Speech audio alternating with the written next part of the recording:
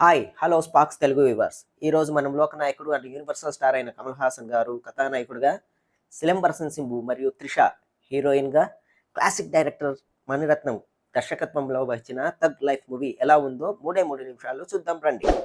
ముందుగా మర్చిపోకుండా సబ్స్క్రైబ్ చేసుకొని ఈ వీడియోలోకి ఒక లుక్ వేయండి. ముందుగా స్టోరీ విషయంలోకి వెళ్దాం. రంగరాయ శక్తిరాజు అయిన లోకనాయక కమల్ హాసన్, సింబు యాజ్ అమర్ గ్యాంగ్స్టర్లు వారి చుట్టూ తిరిగే కథే ఈ 'tug life' movie.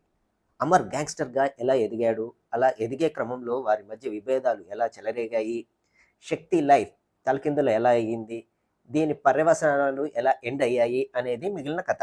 Next performance విషయానికి వస్తే ముందుగా లెజెండరీ యాక్టర్ కమల్ హాసన్ గారి స్క్రీన్ ప్రజెన్స్ చాలా బాగుంది. తన యాక్టింగ్ స్కిల్స్ గురించి చెప్పవలసిన పనే లేదు. ఒక మహానటుడు. తన అనుభవం అంత ఉండదు మన ఏజ్. కానీ ఈ మూవీలో తన పర్ఫార్మెన్స్ ప్రభావం కొంచెం కొంచెంగా తగ్గుతూ పోయింది.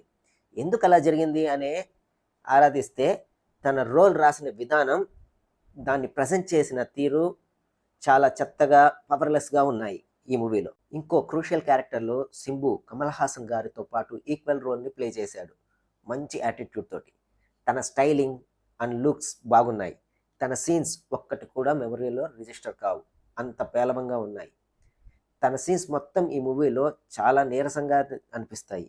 త్రిష గురించి పెద్దగా చెప్పుకోవాల్సిన సీన్స్ ఏమీ లేవు ఈ మూవీలో. తనకు ఇచ్చిన 'షుగర్ బేబీ' అనే సాంగ్ కూడా అస్సలు బాగలేదు. వినేదానికి, చూసేదానికి. చాలా కాస్టింగ్ అయితే ఉంది ఈ మూవీలో.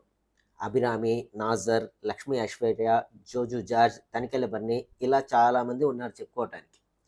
పెద్దగా చెప్పుకునేటట్టు లేవు వారి క్యారెక్టర్స్ ఈ మూవీలో. వీరంతా ఆటలో అట్టుపండు మాత్రమే. నెక్స్ట్ మూవీ ఎలా ఉందో చూద్దాం. ఫస్ట్ హాఫ్ అమర్ అండ్ శక్తి ఇలా ఫ్లాష్ బ్యాక్తో స్టార్ట్ అవుతుంది.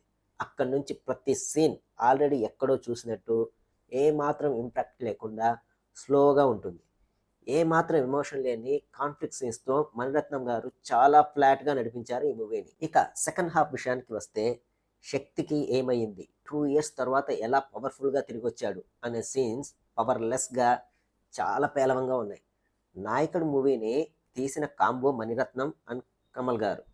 38 years తర్వాత అదే గ్యాంగ్స్టర్ బ్యాక్డ్రాప్తో పరమ బోరింగ్ సినిమాని తీయటంలో బాగా సక్సెస్ అయ్యారు భయ్యో. ఏఆర్ రెహమాన్ గారి మ్యూజిక్ కూడా పెద్దగా లేదు. ఒక పాటకు కూడా గుర్తు పాడుకునే విధంగా లేవు. చెత్త స్టోరీ వల్ల బీజిఎం కూడా తేలిపోయింది.